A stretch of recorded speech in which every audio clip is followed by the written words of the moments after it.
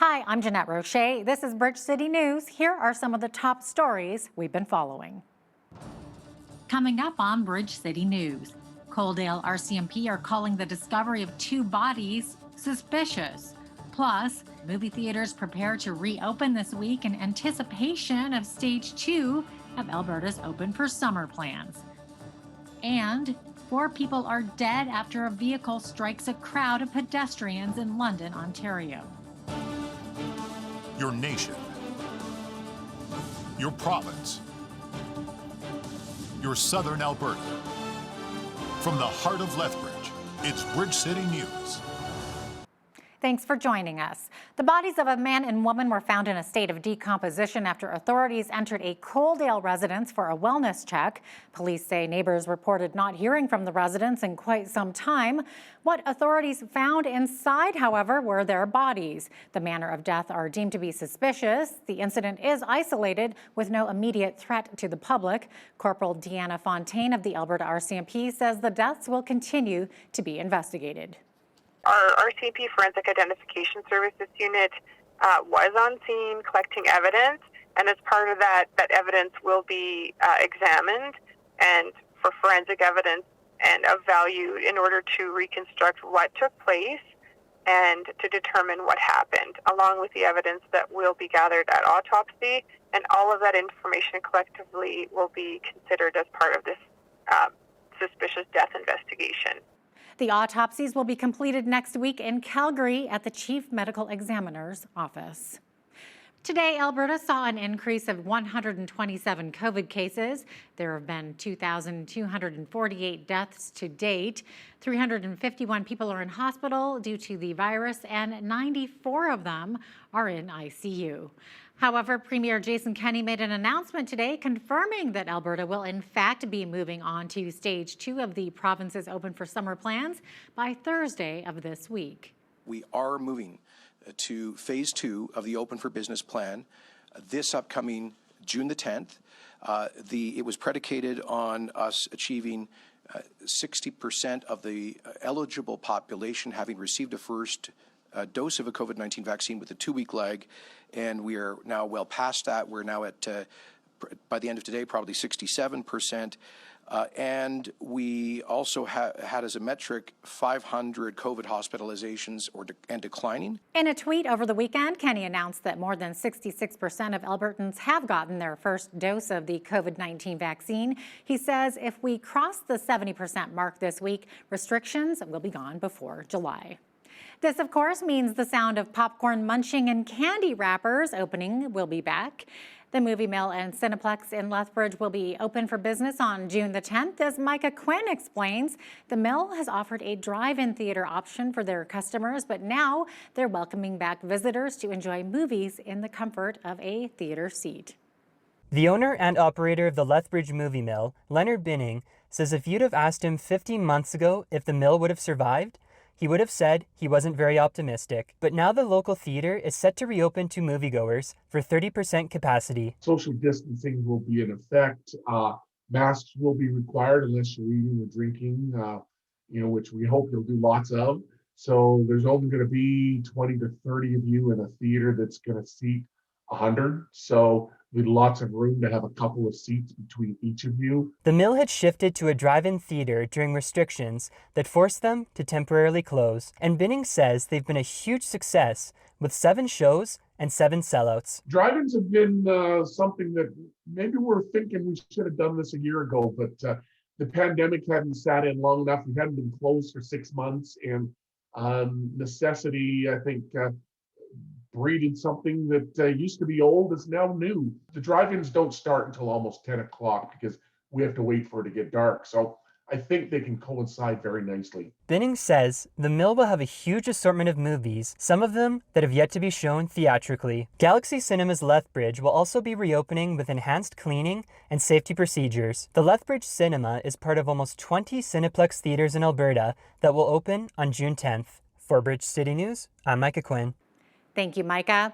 And in other areas of the country, Ontario is moving up its economic reopening plan by a few days. Starting Friday, outdoor gatherings of 10 people will be allowed, as will limited outdoor dining and in-store retail shopping with capacity limits. Residents of Montreal are able to dine inside restaurants today for the first time in 8 months, as more Quebec municipalities finally move out of the province's highest pandemic alert level. And health officials in Nunavut are announcing that starting June 14th, fully vaccinated travelers will be exempt from Nunavut's 14-day isolation requirement. Moderna has become the second vaccine manufacturer to apply to Health Canada for its COVID-19 shot to be approved for use in teenagers. Moderna says its vaccine was 93 to 100% effective against the coronavirus in a trial of 2,500 youth aged 12 to 17 in the U.S. The Pfizer vaccine was authorized for kids as young as 16 in December and for youth 12 to 15 years old in May. Ontario is reporting 525 new cases of COVID today and 15 more deaths. Quebec is reporting 194 new cases and 3 more deaths, including 1 in the past 24 hours. Canada is scheduled to receive 2.4 million doses of the Pfizer vaccine, the only shipment due to arrive this week. Moderna shipped 500,000 doses last week, with another 1.5 million shots due to arrive next week. Ottawa is also expecting another 1 million doses of the AstraZeneca vaccine by the end of June, though a detailed delivery schedule has not yet been confirmed. Police in London, Ontario say 4 people from the same family have died after being struck by a vehicle in an intersection yesterday evening. Police have identified the 4 dead as a 74-year-old woman, a 46-year-old man, a 44-year-old woman, and a 15-year-old girl. The sole survivor, a 9-year-old boy, is in serious condition. A 20-year-old London man was arrested in the parking lot of a mall 7 kilometers away. He faces 4 counts of first-degree murder and 1 of attempted murder. An Edmonton pastor who was arrested and jailed for breaking COVID restrictions has had his charter challenge dismissed today. Lawyers for Pastor James Coates of Grace Life Church argued his church had been singled out for enforcement, noting he spent a month in jail earlier this year for violating a bail condition not to hold services in violation of health orders. The judge ruled the government was not targeting the church or its pastor, but was responding to many complaints from the public. The trial resumes June 30th to decide on the constitutionality of public health orders that have limited attendance at places of worship. Lethbridge police arrested 2 people and recovered 2 stolen vehicles and a travel trailer. On Friday evening, police located what was believed to be a stolen truck hauling a trailer in the area of Eagle Road in North Lethbridge. A man and woman were arrested on a number of outstanding warrants from multiple jurisdictions, and it was confirmed the truck and a second vehicle parked nearby had been reported stolen earlier, and that the trailer had been fraudulently purchased earlier that evening. The estimated value of the stolen goods is almost $19,000. Jamie George Hart, 34, and Crystal Dawn Marie Silavgi, 31, of Colehurst were charged. For our poll question this week, we ask, do you think Lethbridge will have whoop-up days this summer? Please visit our website at bridgecitynews.ca to give us your answer, and we'll reveal the results of the poll this Friday during our newscast. A Lethbridge tourist attraction is now open for the summer months. The Nica Yuco Japanese Gardens has opened their doors to the public after postponing their opening for a month due to COVID restrictions. Carson Marzuk has the details on what you can expect when visiting the gardens this summer. With summer shortly around the corner in southern Alberta, more and more people are looking to get outside and explore the city. The Nica Yuco Japanese Gardens is once again open for the summer, with lots of activities planned for visitors. This year we are bringing back our picnic experience, so guests can enjoy just an intimate picnic with their friends or loved ones. So these are just for really small groups.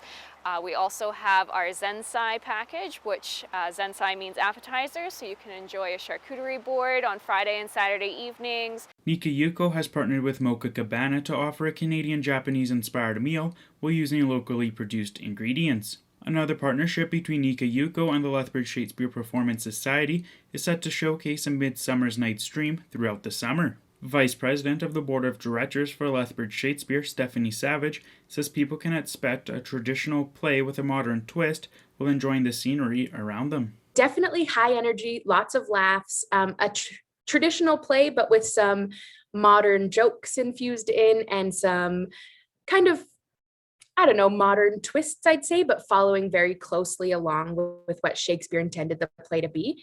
Especially at places like Nica Yuco, you get the added benefit of how beautiful the gardens are. So people can not only enjoy the show, but enjoy the view. A schedule for show dates is set to be released in the coming days. For Bridge City News, I'm Carson Marsouk. The gardens are open Thursday to Monday from 10 a.m. to 5 p.m. Admission is $11 for adults, $7 for children, and 5 and under are free. To book your tickets, visit nicayuco.com. If you're a fan of professional bull riding, you'll be pleased to know that PBR Canada is returning to Lethbridge this summer as the first stop for their Canada Cup Series. General Manager Jason Davidson says there's a specific reason why Lethbridge was the city chosen to kick off the tour. This is 20 years we've been working with the city of Lethbridge on that event and building it to what it's become. We've had tremendous success there, as you would know, you've seen firsthand. So it was important to us that we kicked it off in a market we knew we could succeed in. So we look forward, obviously, to coming back to Lethbridge again and kicking off this Canadian Cup Series for our fans and for our television audience. You can catch the bull riding action August 27th and 28th at NMAX Center. A full, beautiful smile is something we often take for granted. Imagine being ridiculed and criticized because of the condition of your teeth. That's how a Calgary man in his 40s has lived his entire life. BCN's Naveen Day visited the gentleman to hear his story. 47-year-old Paul Bennett of Calgary has not smiled in public for over 10 years. His reason? A mouth of crooked and missing teeth that have given him a lifetime of pain, discomfort, criticism, and ridicule. People often think I'm angry because I don't smile and stuff. They think I'm upset and that, and really all it is I don't want people to see how bad my teeth are or how many teeth I'm missing and stuff. I've had incidences driving down the road in my car where people have driven by and said to me, "Oh, nice car you have," and then turned around and said to me things like, "Why didn't you take that money and put it into your teeth?" Paul decided that enough was enough, and through fundraising efforts, he was able to accumulate close to the $7,000 needed to replace his remaining teeth with dentures. I also had people who cared and contributed. My boss at Wow One Day Painting turned around and gave me $800 towards it. My son, my 20-year-old son, turned around and gave me $500 towards it. I saved up $1,000, which took me quite a while. And then with my benefits and that, I've been able to afford finally the dentures. He shared his story with Dr. Lynn Lee, who will be putting in the new dentures. She says that his story touched her in a very special way.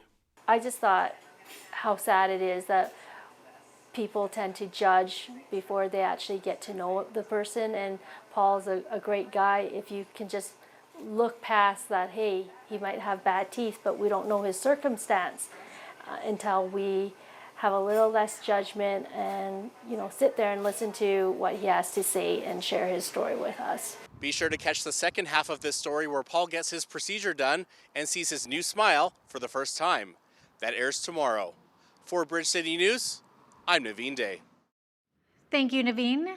The University of Calgary says it's decided to move forward with a gradual return to in-person operations on campus this fall.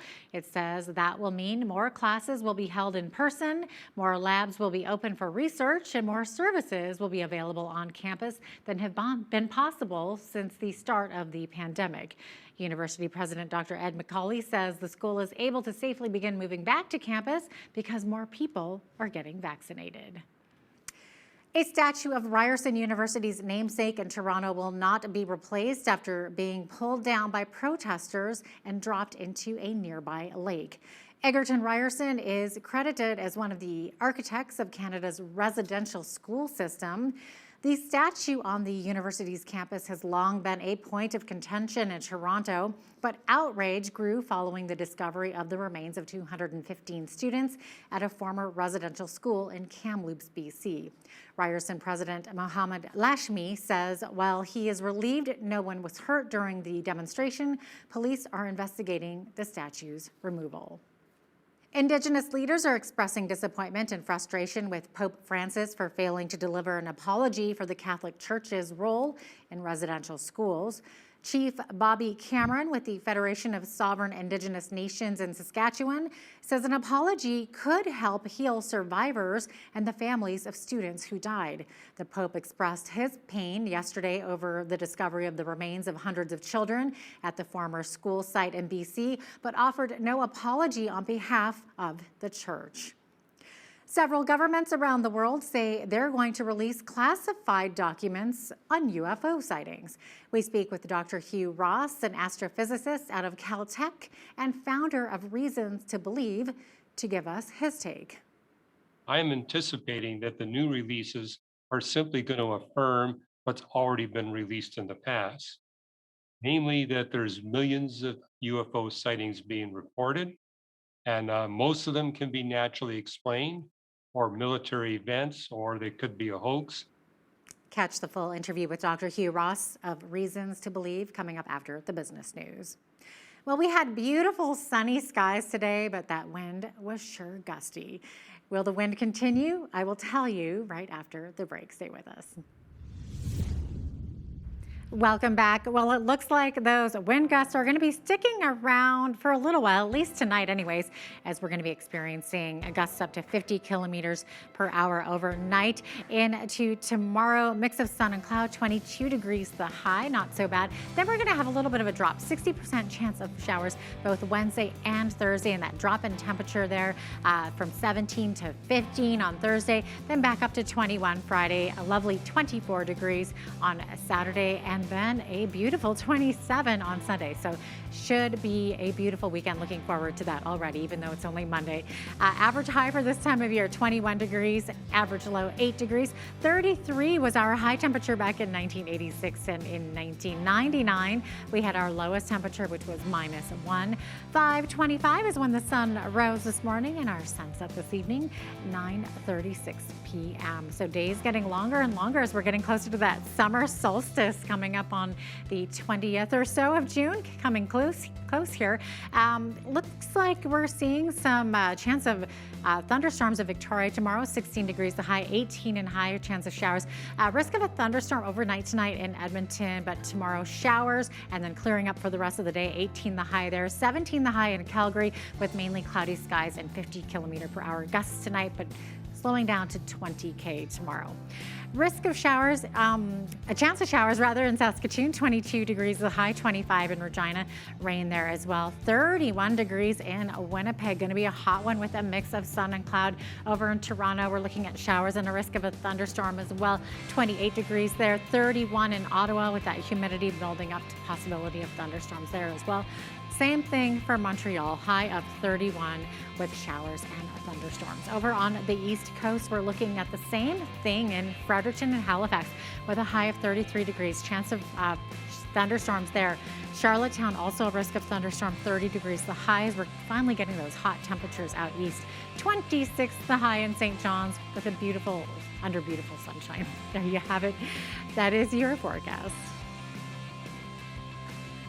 Today's weather is brought to you by Jeff Reimer of Royal LePage South Country Real Estates, 403-380-1779. Air Canada says the president and CEO, as well as other senior executives, have volunteered to return their 2020 bonuses in response to what it calls, quote, public disappointment. The company's statement released yesterday does not include middle managers whose bonuses made up more than $8 million of the $10 million reward program. Last week, Finance Minister Chrystia Freeland slammed the multi-million-dollar packages as inappropriate as the company negotiated a federal bailout. Amazon founder Jeff Bezos will be aboard for Blue Origin's first human space flight next month. In an Instagram post early today, Bezos says he, his brother, and the winner of an ongoing auction will be aboard Blue Origin's New Shepard spacecraft when it launches on July 20th. Bezos said in early February that he was stepping down as CEO of Amazon to spend more time, among other things, focused on Blue Origin. He says he's always wanted to go into space. Has your body shape changed since the pandemic, and has it changed the way we dress? As COVID wanes in the U.S. and people start to go out and update their wardrobes, jeans giant Levi Strauss & Company is seeing a resurgence in denim, not to mention a bump in sizes. When the pandemic happened very, very early on, we declared that we were going to emerge from the company emerge from the pandemic a stronger company. That really was one of our aspirations. So we saw this as an opportunity. During the pandemic, consumers kind of went much more casual. Obviously, they were working from home. Everybody was Zooming, and so it was, mid-chest up. Jeans maintained its share of apparel during the pandemic lockdown period, and now we're seeing a resurgence of denim as people are coming out of lockdown. The number of people who are in a new size is pretty staggering. Some people gained weight during the pandemic and many people lost weight, but both on the men's side of the business and women's side of the business, more than 25% of consumers have a new size today. Now here's a look at today's markets. The TSX was up 6 points to 20,035. The Dow was down 126.15 to 34,630. The S&P 500 was down 337 to 4,227. The Nasdaq was up 67 points to 13,882. West Texas Intermediate Oil was down 39 cents to 69.23 US per barrel. Natural gas was down 3 cents to 307 US. Gold was up 18 cents to almost 1,900 US an ounce. Silver was even for the day at 27.89 US an ounce. Wheat is at $347 per metric ton. Barley is at $352. Canola is at $771. Canola is at $414 per metric ton. Live cattle were down 60 cents to 116.23. Feeder cattle were up 28 cents to 150.20. Lean hogs were up 40 cents to 119.90. And the Canadian dollar was even for the day at 82.77 US.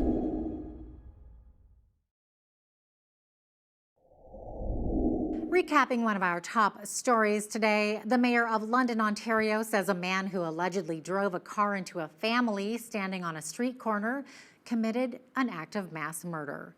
Police say the victims were targeted because of their Islamic faith, and they have assigned a special team of investigators who deal with hate crimes.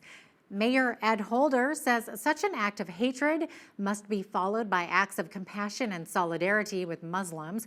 2 women aged 74 and 44, a 46-year-old man and a 15-year-old girl were killed, and a 9-year-old boy was seriously injured. Police have charged 20-year-old Nathaniel Veltman with 4 counts of first-degree murder and 1 of attempted murder. Police say he was known to them. After the break, we chat with a Christian astrophysicist who shares his take on all the recent UFO sightings. Stay with us. Well, recently we've seen headlines informing us that during the COVID pandemic, there have been an increase in UFO sightings. The U.S. government has even promised to deliver a report to the public on this. Are these conspiracy theories, are they military tests, or could there be something outside of our known universe?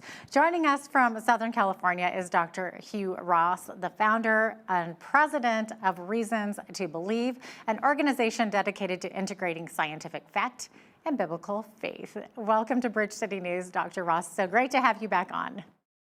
Well, thank you. Yeah, well, this is actually a topic that I am very fascinated by. So with all of these recent UFO sightings, in your opinion, Dr. Ross, is there any validity to these? Well, I think there is a validity to it. I mean, I wrote this book, Lights in the Sky on Little Green Men, with 2 of our colleagues here at Reasons to Believe. on UFOs back in 2002. What's happening today is not just the United States, but several governments around the world has said they're going to release their classified documents on UFOs, but they've already released quite a lot. And I'm anticipating that the new releases are simply going to affirm what's already been released in the past, namely that there's millions of UFO sightings being reported, and most of them can be naturally explained or military events, or they could be a hoax, but there's a 1% residual. And this is what's got the public fascinated. But what I've seen in my own experience of processing UFO reports is that where you got multiple observers in different sites, where you can actually triangulate the path of the UFO going through the atmosphere, there are times when they're recorded at moving at 15, 18,000 miles per hour. But as these observers see them going through our atmosphere, they see no heat friction and no sonic boom.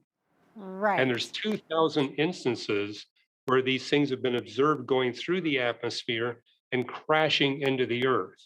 And when you go to the crash site, the ground is depressed. There's a shallow crater. If there's snow, the snow is melted. Vegetation is damaged.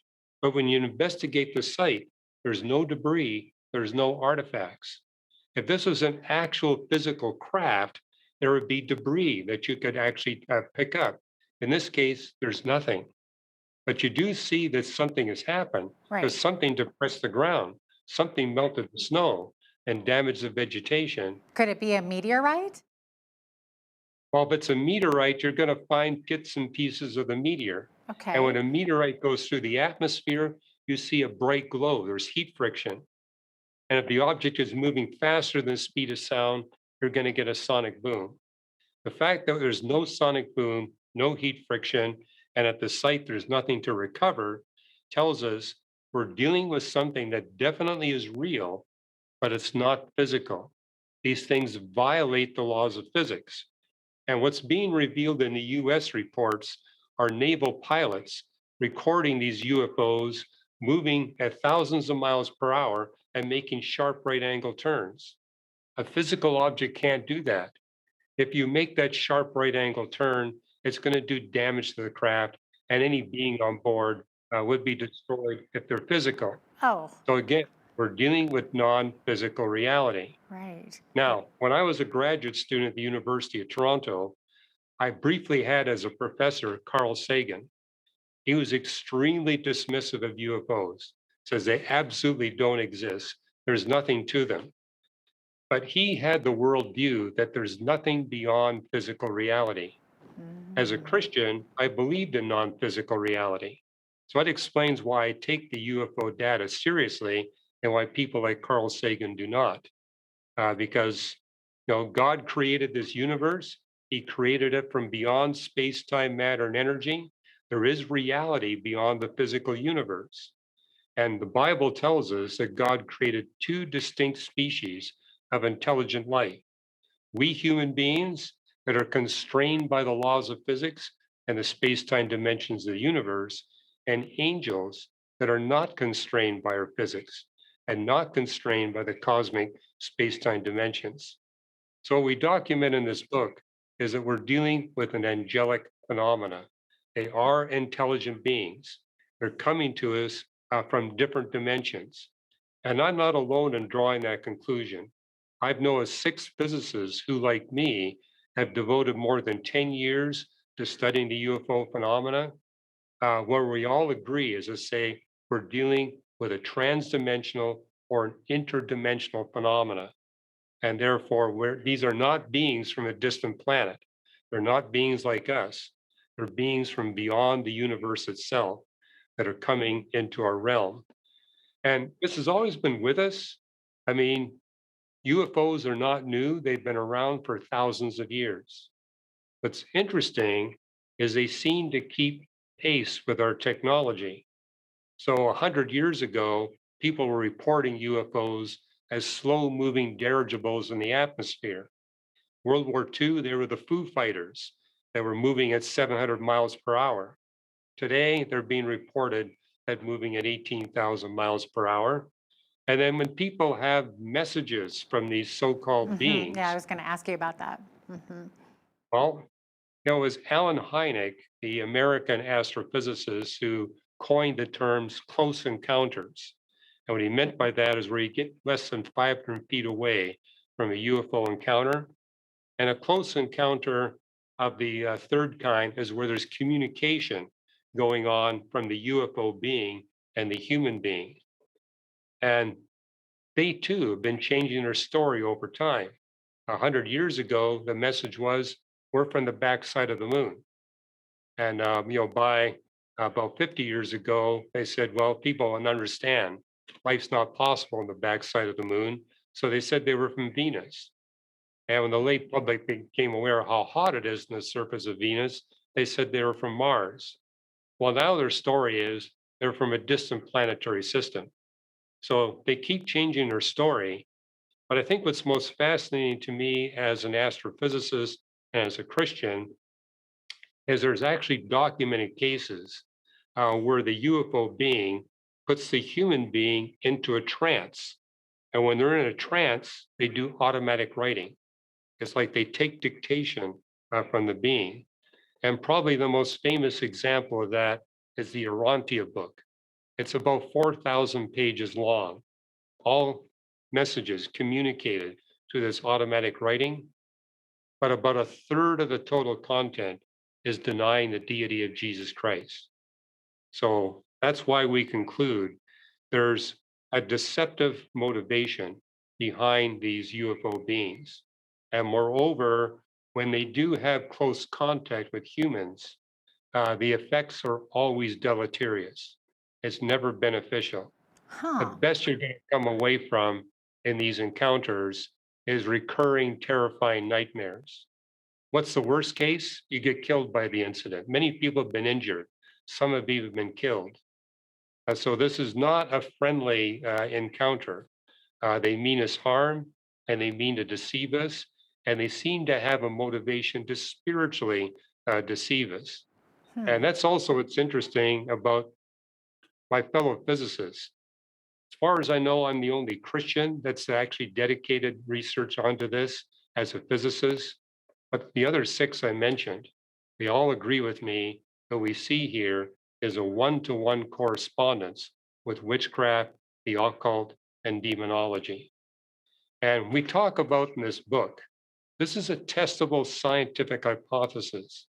If you will close all the doors to occult activity in your life, that will be the end of your UFO encounters. On the other hand, if you begin pursuing the occult, these things are going to happen to you. And, I went to Russia when the communists were still in control, the old Soviet Union. And that was a time when the Soviet government was sponsoring research on occult physics in an attempt to develop new weaponry. And what I observed when I was speaking there in the Soviet Union is a very high percentage of the population, and especially the scientists, who are having multiple UFO encounters. Today, that's virtually gone because the climate has changed. But you also see that around the world. Where do you see the highest UFO encounters? Equatorial Brazil, you see it in France, but these are regions of the world where a lot of people are involved in the occult. Well, I think they're happening everywhere. Like there's really no place on Earth that they haven't been spotted. That's true, but that's because everywhere in the world, you got at least some people that have connections to the occult. I mean, what I've noticed here in the United States, where we see the highest incidence is Hawaii and Alaska. But that's where you got the highest percentage of people involved in the occult. Okay.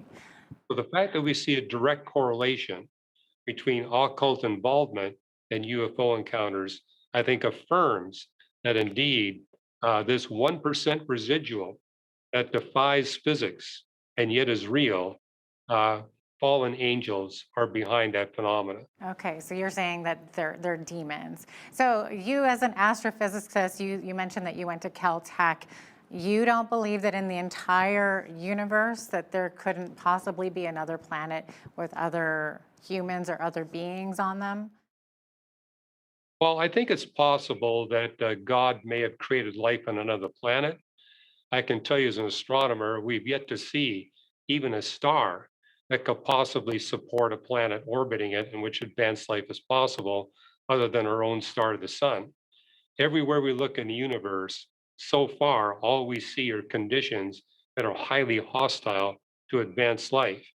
But one of the chapters I put in Lights in the Sky and Little Green Men is why it's impossible for physical beings like us to traverse interstellar space. Interstellar space is not empty, it's filled with particles. And if you move your spaceship at, say, 10% the velocity of light, you'll do damage to your spaceship before you get to another planetary system. Yeah, but we're also talking about human spaceships too, right? Right, but I mean, what we've discovered in astrophysics is yes, we can send spaceships to nearby stars. In fact, we have a plan to send spaceships to Alpha Centauri, the nearest star. But we realize the spaceship cannot be larger than 10 centimeters. If we make it bigger than 10 centimeters, it will be destroyed before it gets to even the nearest star. In fact, the plan is we're going to send 1,000 spaceships, each of them about 10 centimeters across, and we expect a half to 2/3 of them to be destroyed on the way there. But if 100 or so make it, we're going to actually be able to learn a lot about the planets that are orbiting the nearest star. So it's an exciting astrophysical venture, but the idea of sending a rabbit, or let alone a human being, to another planetary system, it violates the laws of physics. Angels can do it, humans can't. It sounds very dangerous. When you're moving at, say, 10% the velocity of light, you've got E equals MC squared working against you. And so you get a lot of energy being transferred to your spaceship, and every little particle that hits will do some damage. And you're traveling, say, 10 light years. Basically, any spaceship bigger than about 10 centimeters across will be completely destroyed before it gets there. That's why we only send small ones, and that's why we send a whole bunch of them, because we know interstellar space is a dangerous place. Oh, it's so fascinating too, though. What kinds of experience have you personally, can you maybe share with us any kinds of experiences that you've personally investigated, Dr. Ross? Yeah, I've never seen a UFO myself, one of these residual UFOs, but I've been processing literally thousands of UFO reports. And it's because I was an amateur astronomer before I became a professional astronomer. So I was always assigned the task to deal with the UFO reports because I had a good knowledge of what the night sky looked like. So I could kind of sift out what's the planet Venus or the Pleiades, or what I call the chandelier effect. I would always ask them, okay, you saw 6 glowing globes hovering over the horizon. Was there a pane of glass between you and what you were seeing? They say, well, why did you ask? I says, well, there's a chandelier behind you. It's going to appear as 6 floating globes on the horizon.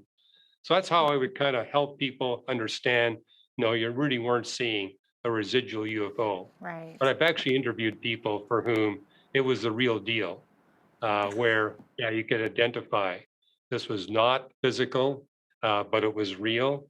And then I would ask them questions about their past occult involvement. And sometimes they would say, yeah, I've never been involved in the occult, but I would discover close relatives of theirs were.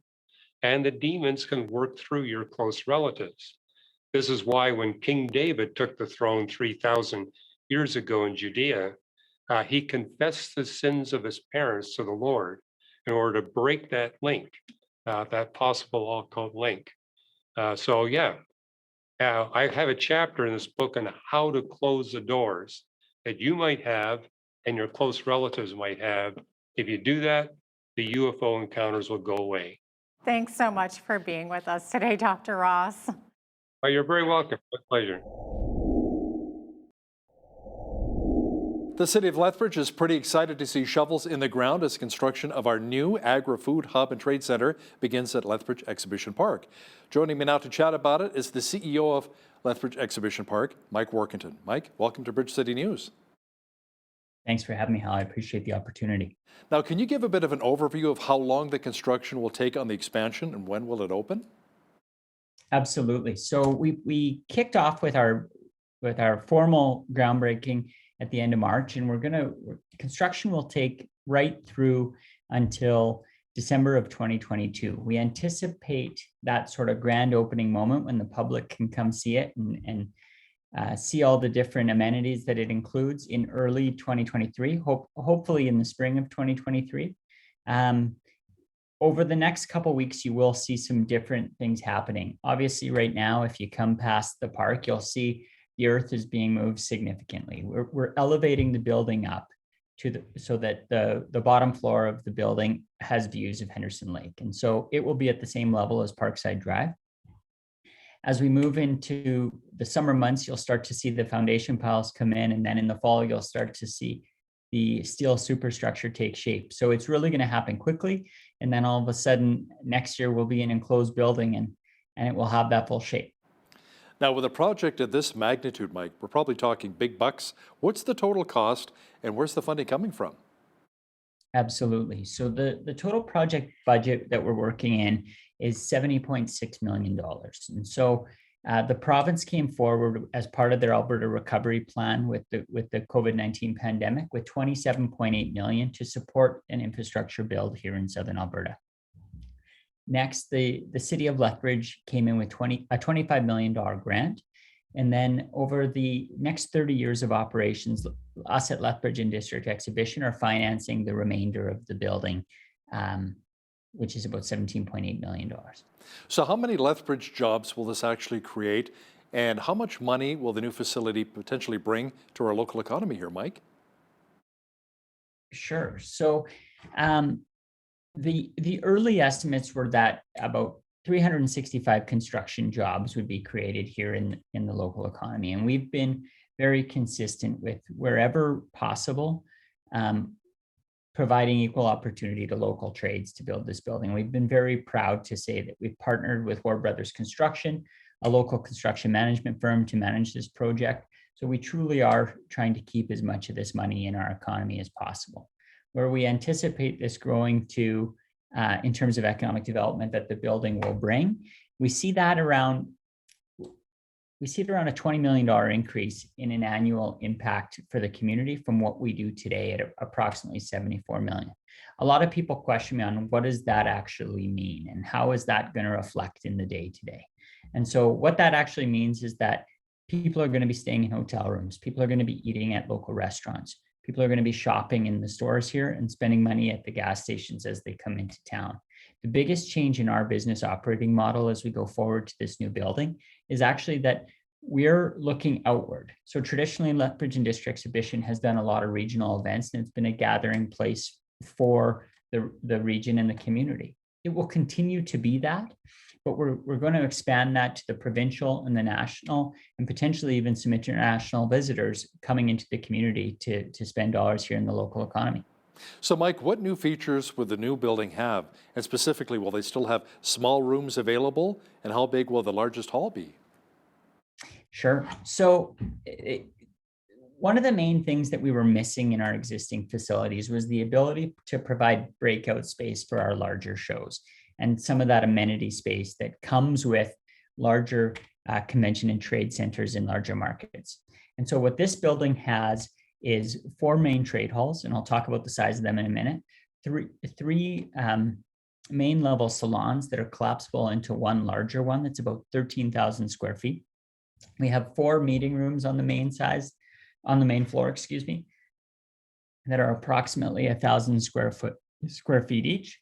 Those also open up into one much larger room capable of holding larger meetings, galas, larger events.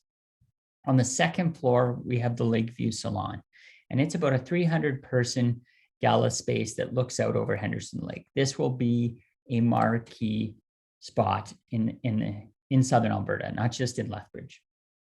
And then we've got the rooftop patio that's off of the Lakeview Salon. But shifting back to the trade halls, each trade hall, they're identical in shape and size. Each are a little over 28,000 square feet. And so to put that into perspective, when they're opened up into one contiguous trade hall, all of the space that's in the existing pavilions at Exhibition Park will fit inside just that trade hall space in one large room that has 3 pillars only. It's mostly a clear span room, and it's a trade hall space like Southern Alberta hasn't seen. So what will the interior and exterior decor and theme actually look like? Sure. And so this is actually, there's been a ton of time spent on these details. And so one of the more unique things I want to say is, one of the unfortunate things about the early stages of this construction is that we had over 200 old growth trees here on site that had been planted in the early 1900s for the World Dry Farming Congress. And unfortunately for this building, a lot of those were beyond life. A lot, when we brought the building up to elevation, as I spoke about earlier, weren't going to survive that impact. And so what we did is we wanted to ensure that we were recycling these. And so we're happy to say we have over 100 different elements in the design that will incorporate the wood from those trees into furniture components around the building. So there will be a strong wood aesthetic throughout the building. But our architects and our interior designers focused on three key themes: the agriculture of the region, the coal mining history of the region, and the railroad that comes through Lethbridge, and has obviously been an important piece of our history here. And then woven into that are bits of history of Lethbridge and District Exhibition. For example, the bleachers from the South Pavilion in the existing pavilions are being incorporated into the new building. And there's unique design elements. It's an industrial feel in there, but exceptionally modern and going for a very open concept with public space. And so the other unique feature about this building is that it will have a public food court space. It will have up to 5 commercial retail units in it that we can service the public on a Saturday morning as they're walking around Henderson Lake. They can come in for a coffee, sit on our patio, and look out over the lake. That sounds great. Now, so with the expansion doubling the current capacity for events, Mike, you're hoping to attract new customers and events. Do you have anything booked for the future already that you can tell us about? So we're currently in the process and in multiple discussions with a lot of different event producers. Obviously, given what's going on in the world right now, no one's really looking to commit to too many events. However, those discussions have started, and we are looking to begin that process shortly. Now, do you know yet if Whoop Up Days will move ahead this year? So this is the $1 million question that I keep getting asked. And so take COVID-19 away for a second, and I want to talk about the impacts of the construction on the park. And so we knew that if the building went forward, that Whoop Up Days would look different. And the main reason for that is that currently the majority of our grass surface here at the park is part of the construction site. Now, a lot of that will come back in landscape manicured grass area that will be usable space for future events, but we won't have access to that until we open the building in 2023. Now, layering on COVID-19 and what that has meant for us is that there's a component of our buildings that isn't accessible currently to us in an event planning mode, because we're happy to host the AHS vaccine clinic here at the park. And so something will happen around Whoop Up Days. The other challenges that layer into this is there's a bunch of different jurisdictions that their social gathering restrictions come into play. For example, our Midway comes out of BC. The majority of the entertainment comes out of the United States. I think everybody knows the challenges we're currently living through when it comes to travel and it comes to bringing people into the community. So there's part of a wait and see going on. However, we're planning many activities for the community right now in the hopes that we are able to open up and do something for this community. After all, we're in the business of bringing people together, but we need to make sure we're doing it in a safe and responsible way. Sorry, I was just going to ask you, so once the expansion is finished, Mike, how will it really impact Whoop Up Days? So once the expansion is finished, it'll actually provide more space for Whoop Up Days. For example, our stormwater pond to the south of the building will be a bowl.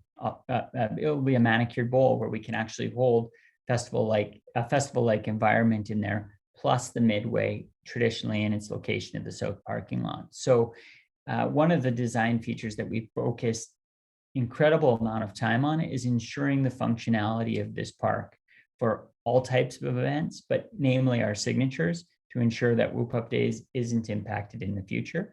But in the short term, there may be some impact to what people are used to, but we'll come back with a vengeance in 2023 to ensure that we're throwing a proper gathering for everybody. So what are the plans for this year's trade shows? Will they again have to be held virtually? You know what? I wish I had the answer to that, Hal.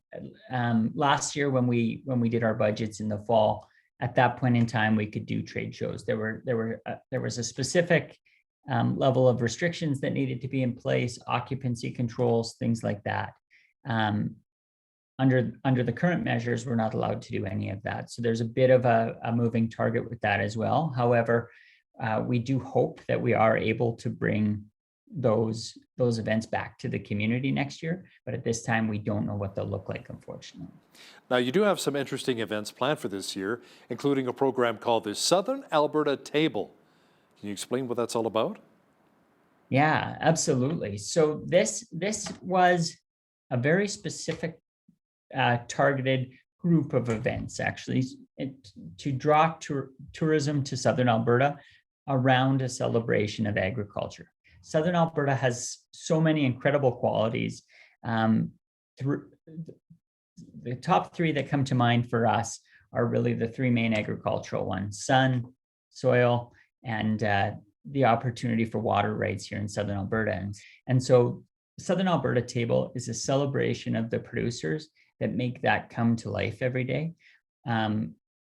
There's four main events. One, we're kicking it off with a barbecue judging class, because if you're anything like me, Hal, everyone I know, it seems, got into barbecuing and smoking meat during COVID. And so it's become an incredibly popular thing. And so we've actually seen some really good uptake on the judging class. Now, at this time, we're currently trying to figure out how we can manage that with the restrictions if they go any longer than they are. But the next event in July is the more unique one that's coming to Southern Alberta, and that's the Smoke, Wind, and Fire barbecue contest. It is barbecue competition, excuse me. It's the only one of its kind in Canada in July. Due to the restrictions, we're going to be the first one in Canada this year. And it is truly a thing that's gaining a ton of momentum for your everyday backyard hobbyist barbecuer. So we've got up to 24 professional teams that we're hoping to bring into the community, all entirely social distance. At this point in time, the event doesn't have that festival atmosphere because of the restrictions, but we are looking to turn this one into an annual. And then the more unique piece that I hope everyone kind of comes in for the local bragging rights for who is the best pitmaster in town is the backyard barbecue competition, which hits against each other. Your everyday backyard bandit on the grill into the ultimate showdown for chicken and ribs. So we're excited to see what comes out of that for sure. And then one of the things we really wanted to drive, and I can't give enough credit to our partners at Visit Lethbridge who came together and built Southern Alberta Table with us. But one of the things that we said to them is we want to help you drive hotel room nights. It's so important. It's an industry that's been obviously struggling because of COVID-19. It's something that regularly fills weekend hotel rooms in the summer here because of sports tournaments, Street Rulers Weekend, all these things that haven't happened. We needed to do something that we could put in the calendar and continuously drive hotel room nights for our partners at the hotels. And so one of the more unique aspects that came up was this Visit Lethbridge Odyssey. And it's our take on the Amazing Race. However, teams will journey all over Southern Alberta, learning about traditional and modern agricultural practices, competing obviously in challenges at each place for a $5,000 cash prize. So it's a really unique piece to what this summer is going to hold, and there's certainly some incentive to to get down here and explore Southern Alberta. And we're going to weave some education in there. And then lastly, we're looking at a harvest dinner. And so we're still in the final elements of planning that, but we've currently got a Canadian celebrity chef that we're finalizing a deal with to host a plant-based harvest dinner here in Southern Alberta. And so we're excited about that because the agri-food industry is something that is so unique to Southern Alberta in the advantage that we have over any other region in North America. And we want to highlight that to the world and showcase it. Exciting times ahead, absolutely. Thanks so much for being with us today, Mike. It's Mike Workington, the CEO of Lethbridge Exhibition Park. Thanks, Mike. Thanks, Hal. I appreciate it. On behalf of all of us here at Bridge City News, I'm Hal Roberts. God bless, and thanks so much for watching.